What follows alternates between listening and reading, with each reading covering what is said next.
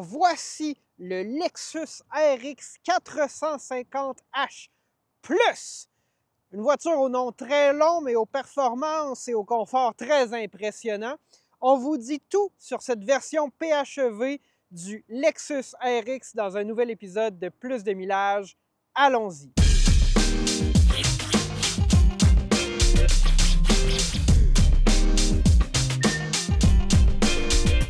Le Lexus RX, c'est l'originel multisegment de luxe. Donc, le Lexus RX 300 ou 330, peu importe, à l'époque, qui avait été introduit à la fin des années 90 par Lexus, c'est le premier multisegment de luxe, peut-être même le premier multisegment, dit-on, dans le marché qui a complètement révolutionné ce qu'on voit aujourd'hui. Donc, les VUS sur châssis en échelle sont essentiellement disparus. Et nous avons de beaux multisegments comme celui-ci. Le Lexus RX, d'ailleurs, c'est une grande fierté canadienne. C'est le premier véhicule Lexus qui a pu être fabriqué à l'extérieur du Canada. Et Lexus fête ses 35 ans cette année. D'ailleurs, vous avez déjà vu la voiture qu'on essaie aujourd'hui dans un épisode précédent de Plus de millage où on avait fêté le 35e anniversaire de Lexus puis on avait pu essayer plusieurs de leurs voitures. Aujourd'hui, c'est une version très particulière que j'ai eu la chance d'essayer toute la semaine, le RX 450H Plus, un véhicule qui n'a pas vraiment d'équivalent dans la gamme Toyota.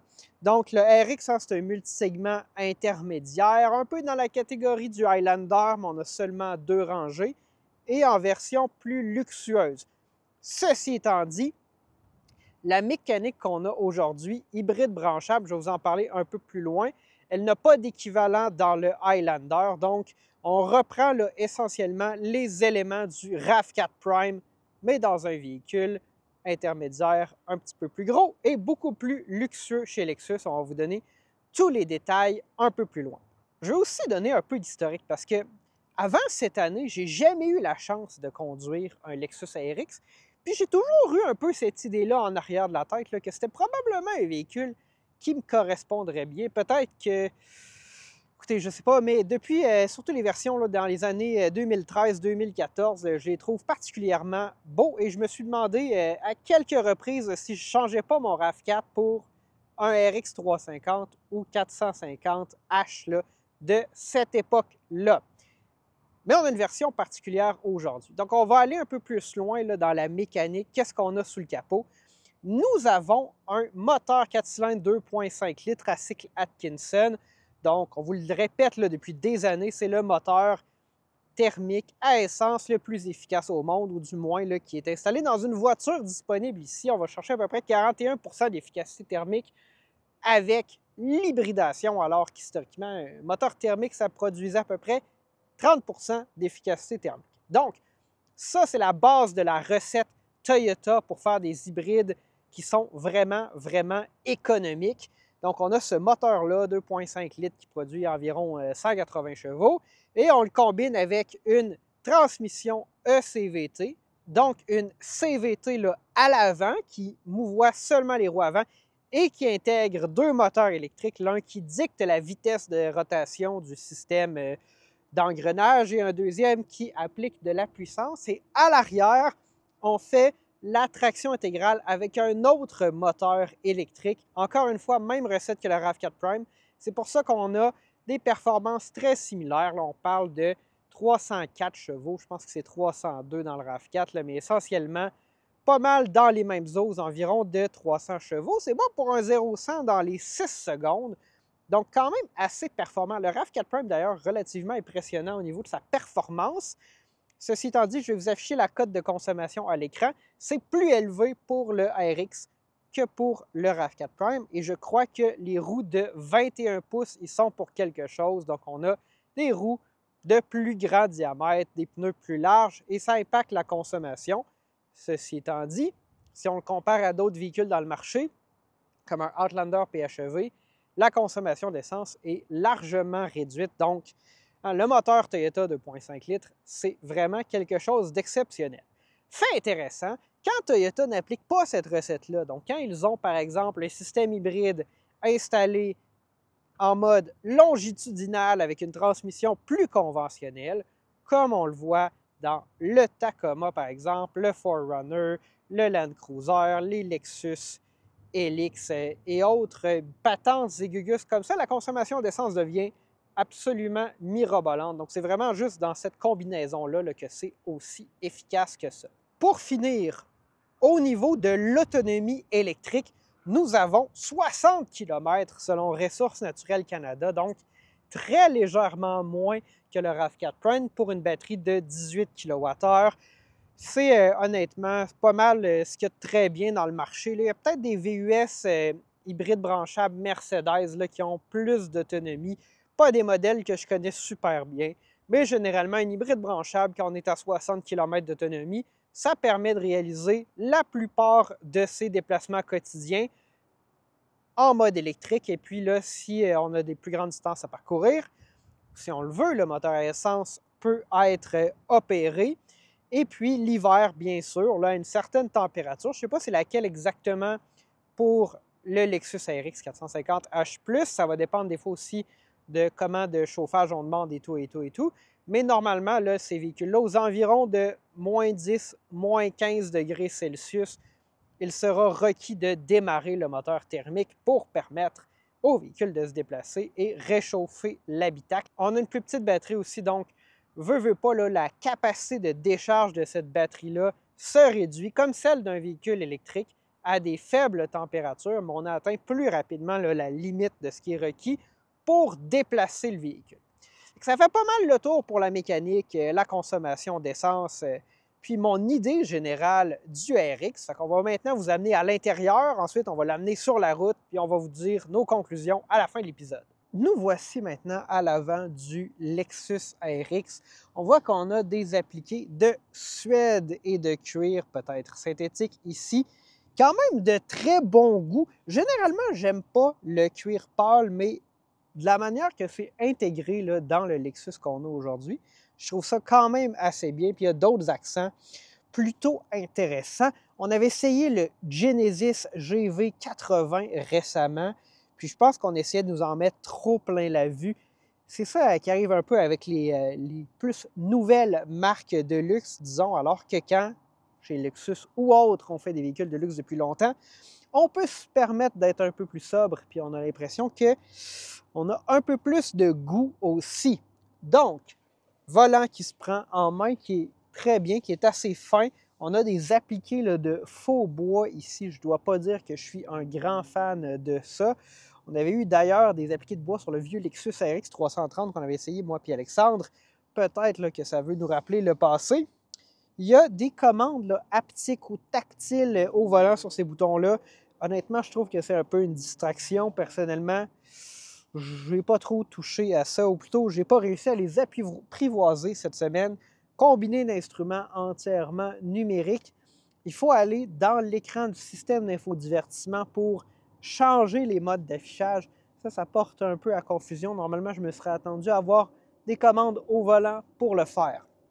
Les sièges en cuir perforé sont très, très, très confortables. Vraiment, absolument rien à reprocher à ce niveau-là. Chez Lexus, on reste relativement dans la sobriété. Des appliqués de piano noir, ces appliqués de faux bois-là qui font peut-être un peu kitsch, j'apprécie pas trop. Mais en général, c'est assez de bon goût et j'imagine que si vous êtes un fan de Lexus ou un propriétaire actuel de Lexus, vous vous y retrouverez. Le chargeur à induction est placé relativement profond, puis en angle vers l'avant, à l'intérieur de la console centrale. Ça, j'ai l'impression que c'est une petite touche pour vous assurer que vous ne regardiez pas trop votre téléphone en conduisant. Bon, bien sûr, on a la connectivité avec le téléphone, fait que c'est plus ou moins une question, un problème, mais on a quand même fait cet effort-là chez Toyota. Je trouve que c'est assez bien fait. Patentes et gugus, nous avons une console centrale qui s'ouvre des deux côtés. Donc ça, c'est quelque chose que Toyota fait, là, ou Lexus, depuis un certain temps, à permettre aux passagers comme aux conducteurs d'accéder à la console centrale. C'est quand même une petite touche assez judicieuse, assez intéressante. Pour conclure sur l'intérieur, je dirais que on sent dans un Lexus, c'est quand même assez bien. C'est un véhicule de luxe, c'est généralement bien fait. Si ce que vous voulez, c'est en avoir plein la vue avec des matériaux comme de la fibre de carbone, là, oui, vous pouvez aller dans un Genesis ou quelque chose comme ça. Mais disons que ça fait plus vieux riche que nouveau riche. Puis je parle pas d'âge, là. Ici, je parle plus conceptuellement parlant, ce Lexus. Et je préfère ce type d'intérieur dans un véhicule de luxe. À l'arrière du RX, on retrouve les mêmes matériaux qu'à l'avant. Donc, on ne vient pas vous enfiroiper avec des matériaux de moindre qualité à l'arrière, comme le ferait un autre constructeur japonais dont on taira le nom. Vous avez ici des petits écrans solaires. Ça, c'est super pratique quand on a des enfants. Pas besoin d'en coller avec des petites suces dans la vitre. Les poignées, je trouve ça quand même assez bien. On les pousse pour ouvrir la porte. Ça reste sobre à l'arrière. Les mêmes bancs de cuir perforés, du moins pour les deux passagers, gauche et droit. Troisième place au centre. Il n'y a pas grand-chose à dire, mais j'ai une petite plainte pour ce Lexus RX. Nous avons des sièges arrière à commande électrique et ça, c'est quelque chose que j'ai de la difficulté à comprendre. Donc voici, on va essayer de fermer, de rabattre notre siège ici. Regardez le temps que ça prend. C'est pas fini, là. Imaginez si quelqu'un avait mis un petit loquet, une petite poignée pour vous permettre de rabattre ce siège en une fraction de seconde, sans effort. Non, c'est pas ça qu'on a. C'est électrique. Mais bon, si on ne l'ajoute pas dans un véhicule comme celui-ci, ben, il y a des clients qui vont se plaindre et regarder là, la liste comparative de spécifications du constructeur compétiteur et puis vous dire qu'il vous manque ça dans votre véhicule. Mais bon, moi, personnellement, j'y vois aucun intérêt. À l'arrière, on retrouve ce petit collant qui nous rappelle que c'est le 35e anniversaire de Lexus.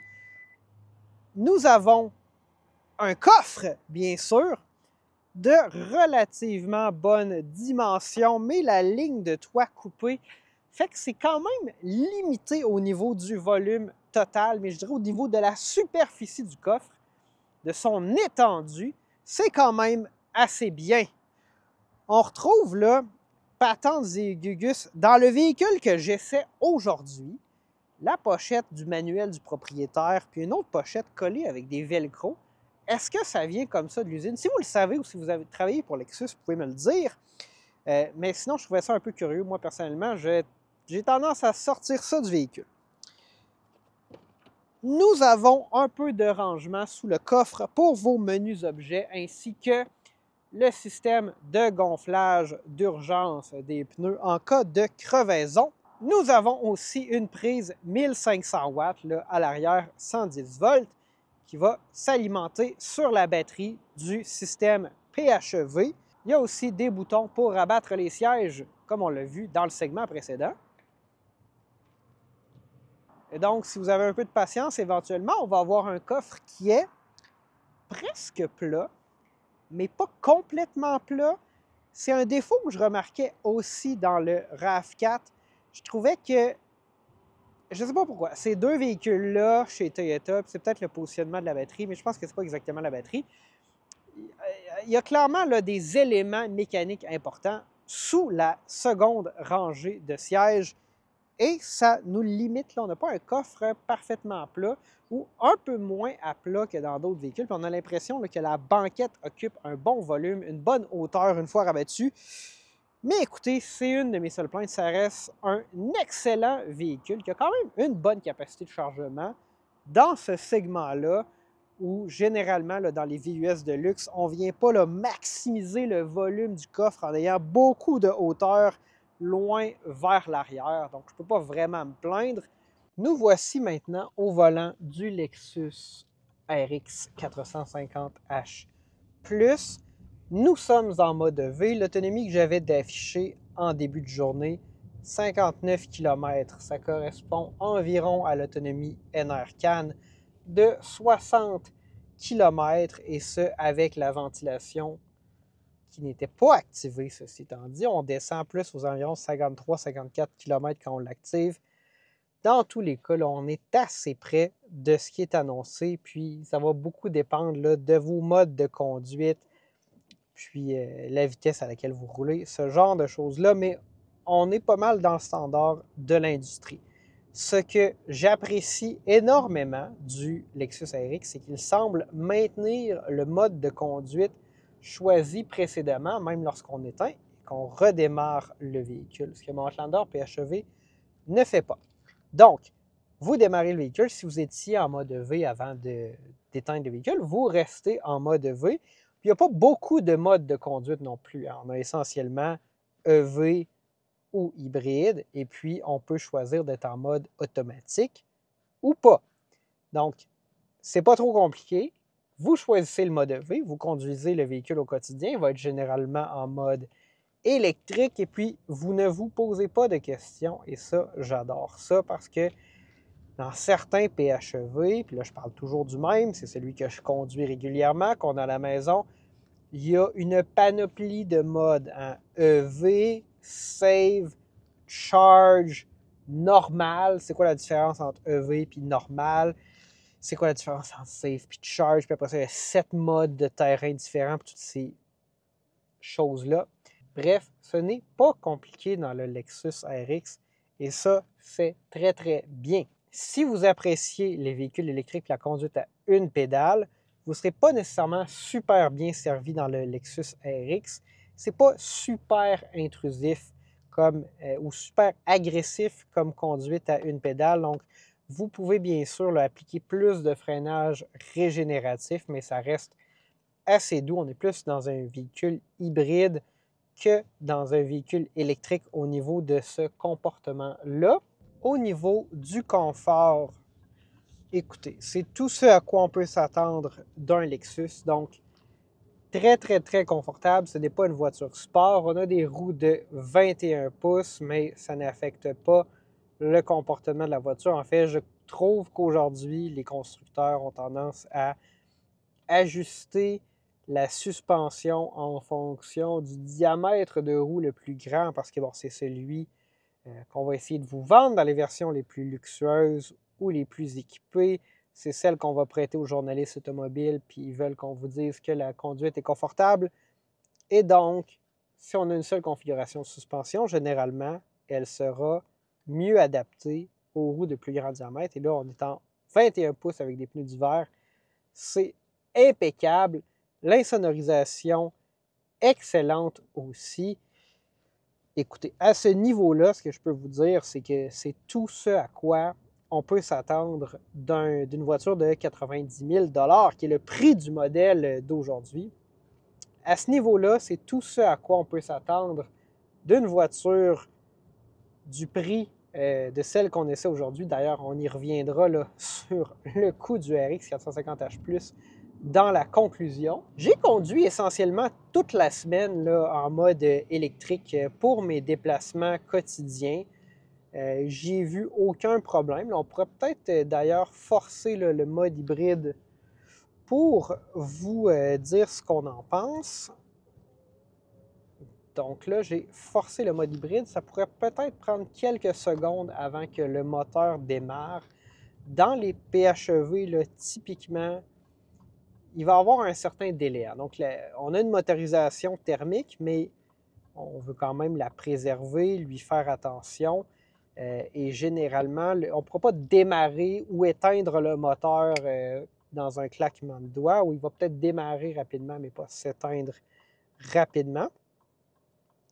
Consommation depuis la réinitialisation, là, donc ce véhicule-là, 6,1 litres au 100 km, puis il a certainement fait là, des plus longs trajets.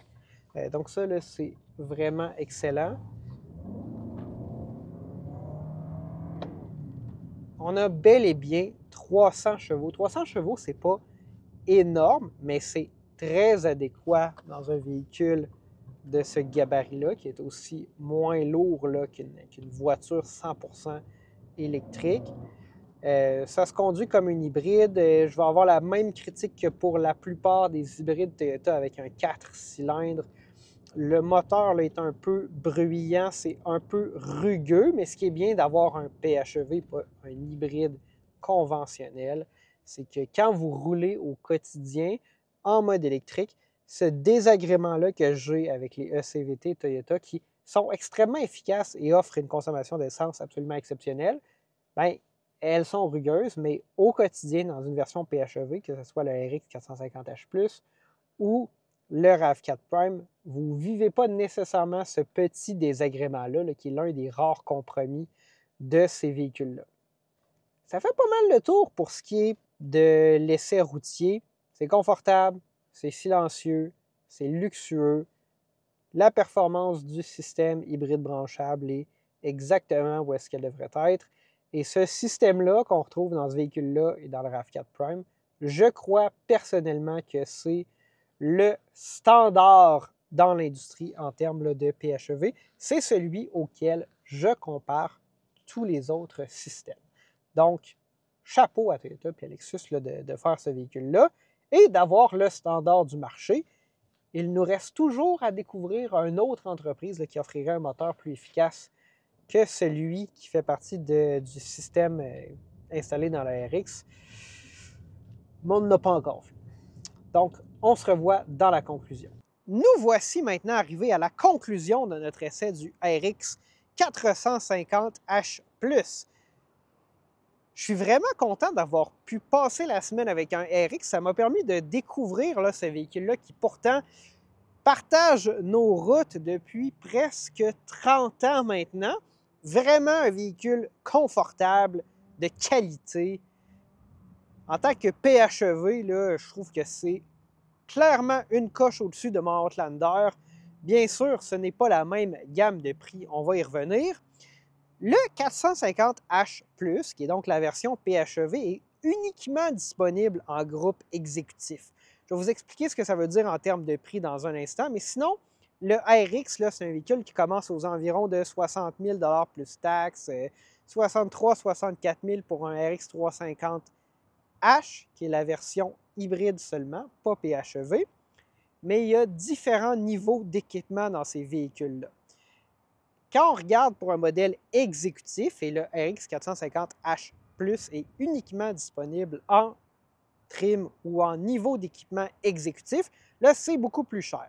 Donc, un modèle hybride régulier serait environ 80 000 et le modèle d'aujourd'hui est 90 000 Si on applique les taxes, ça fait à peu près 104 000 à la location, 48 mois, 1 634 achat 60 mois, 1 983. Tous ces nombres-là incluent les taxes. Il n'y a pas de promotion affichée sur le site du constructeur en ce moment. Peut-être qu'il y en a là, de disponibles. Il se passe toutes sortes de choses dans le marché et tous les constructeurs ont différentes stratégies. Donc, assez dispendieux, mais un peu beaucoup parce qu'il y a seulement la version exécutive qui est disponible. Est-ce qu'on aurait pu avoir un RX 450H+ de base pour 15 000 de moins? Est-ce que ça aurait été un choix intéressant à 75 000 plutôt qu'à 90 000? Probablement, je recommanderais éventuellement à Toyota de faire ça parce que là, entre un modèle hybride de base et ce modèle-là, on a un genre de 25 000, 26 000 d'écart, ce qui est quand même assez substantiel, mais je comprends que ça vient avec beaucoup d'équipements, l'intérieur superbement sobre, mais luxueux qu'on a vu. Donc, c'est peut-être un peu ma critique dans le sens que c'est un super véhicule. Au niveau de la conduite, c'est très, très bien. J'adore le fait qu'on choisit son mode de conduite puis il est maintenu, alors que dans d'autres véhicules PHEV, ce n'est pas le cas. Je trouve qu'on n'a pas besoin d'y penser au fait qu'on a un PHEV avec cette voiture-là. On se contente de la brancher, on roule, on maximise la consommation électrique, minimise la consommation d'essence et lorsqu'on tombe en mode hybride, la consommation demeure excellente. Donc, c'est vraiment là un véhicule passe-partout, très luxueux. Je suis convaincu que les gens qui choisissent ce véhicule-là, il y en a beaucoup qui vont le garder très longtemps. Donc, super positif. Il y a mon petit caveat, là, ma petite note au niveau là, des niveaux d'équipement. J'aurais voulu voir une version de base, mais si c'est ce que vous recherchez en termes de véhicules de luxe, niveau d'équipement, allez-y. On avait essayé le GV80 coupé récemment, un véhicule qui est près de 15 000 plus cher que celui-ci. Oui, c'est plus performant. Oui, il y a de la fibre de carbone, mais achetez un RX. Honnêtement, là, d'ailleurs, récemment, j'avais vu une vidéo de Doug DeMuro, qui est un peu l'inspiration ou une des inspirations pour notre chaîne YouTube qui disait que les Lexus les versions performantes d'ailleurs maintiennent une valeur de revente absolument incroyable si on compare à leurs compétiteurs allemands. Ben, c'est un peu ça. Hein? C'est un véhicule qui va être super fiable, qui va durer super longtemps. Puis je le trouve assez beau en vert forêt. Est-ce que vous êtes d'accord avec moi? Écrivez-le dans les commentaires. Si vous aimez la vidéo, cliquez sur le pouce pour nous donner un petit j'aime. Si vous n'êtes pas abonné, abonnez-vous. Plus de la moitié d'entre vous qui écoutez la vidéo aujourd'hui n'êtes pas abonné à la chaîne. Si vous abonnez, cliquez sur la petite cloche, vous allez être notifié la prochaine fois qu'une vidéo est disponible. Puis si vous voulez voir des vidéos comme celle-ci en primeur, vous pouvez même cliquer sur « Se joindre », puis moyennant l'équivalent d'un café par mois, vous allez pouvoir voir les vidéos de plus de millage presque une semaine, des fois même plus, avant les autres auditeurs. C'est Gabriel pour Plus de millage. On se dit à la prochaine.